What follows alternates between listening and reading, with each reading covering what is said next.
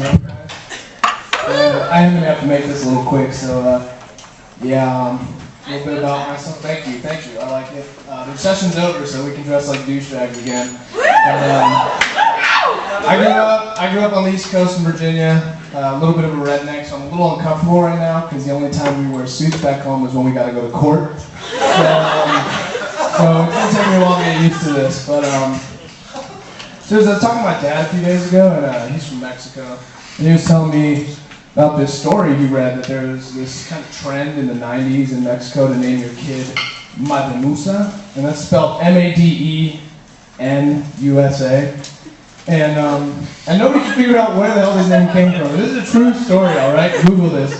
And eventually a few sociologists were doing a study, and they found out that at the time a bunch of American-made shirts were sent to Mexico. So the people in the region read "Made in USA" on the tag and thought it was actually a word they didn't understand. And so what I got to thinking about with the theme of the recession is over is someone needs to tell these people they can afford baby name books again. They don't need to look for names in the yellow pages. Little Mademusa doesn't need a brother Maytag or a sister Phil's Pest Control. But yeah, speaking of Mexico, I like a lot of like old myths from different cultures and stuff, and one I want to share with you because I think it's like a really bad Dr. Seuss story, is the story of when the Aztecs were walking around trying to look for a place to build their capital city. And so I'll fill you in on the story in the Cliff Notes version. They're walking around being angry and killing people, because that's what Aztecs did for a couple hundred years. And they got tired of it eventually, so their gods told them, you know, we're going to tell you where to build a city. And you're going to look for a lake. And on that lake, you're going to build your city. It's going to be a great city. And you know, the way it got me thinking, because I figure if you're going to take that architectural venture to build a city on top of water, you kind of forfeit your rights to get pissed if something goes wrong. You know, it's like if I fill up my bathtub and throw some stones in it, I can't get pissed if the Taj Mahal doesn't show up. But they did it anyways, and the story gets a little, this is where the Dr. Seuss comes in, because they're told that the lake's going to have a rock in the middle of it, and on top of the rock there's going to be a cactus, on top of the cactus an eagle, in the eagle's mouth a snake. And all of us Mexicans are wondering where the fuck thing 1 and thing 2 went, because this story just couldn't get more batshit crazy. So, ultimately what I've learned after seeing that Mexico City is slowly sinking, it's like the Charlie Sheen of cities, right? It's like really fucking fun to look at and probably a lot of fun to go out with, but eventually it's probably going to take one too many lines of coke, kill a hooker, and the whole damn thing's going to come down. Let's see, what else do I know? Let's keep it with the brown topics. Yeah, brown. Fuck the brown topics. Let's go back to Virginia. So I grew up next to the CIA. Legitimately next to the CIA in a little white town called Langley, Virginia. And one day I made the mistake of turning into the CIA instead of turning into my house, because the turn was right after it. And I get pulled over, and you know the cop comes up and he looks at me. He's like, "What are you doing in here, son?"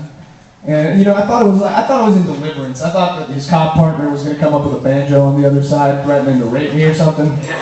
But he checks out my license and everything, comes back, and he's like, "Son, it's all clear, but what you're doing is trespassing on federal property. And if we catch you in here again, we're going to start questioning your motives."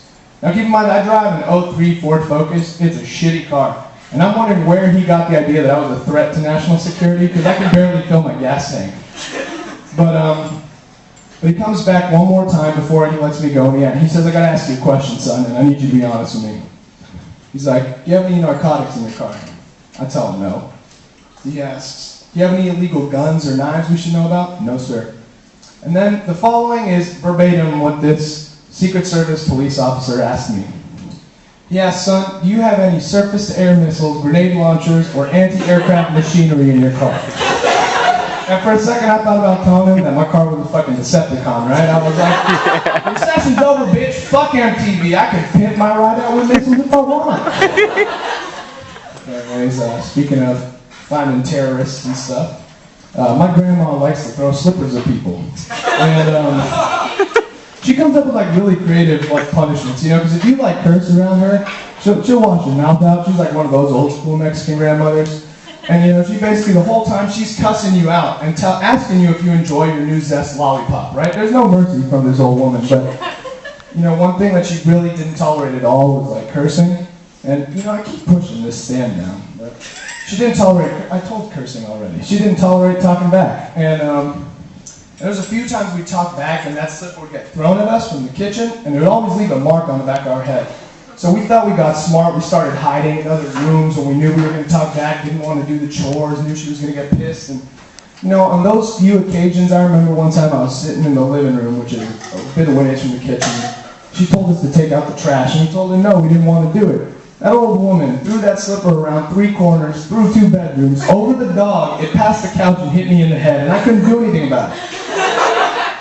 And I know a lot of Latina grandmothers, parents will tell you they do these things for your own good, so you learn something. And the only thing I really learned from my grandma is I say, fuck predator drones, man. You give my grandma a map of Afghanistan and some smokes, and you wait for a terrorist to curse, that slipper will find you those terrorists. Guys, I gotta catch a flight. Have a good night.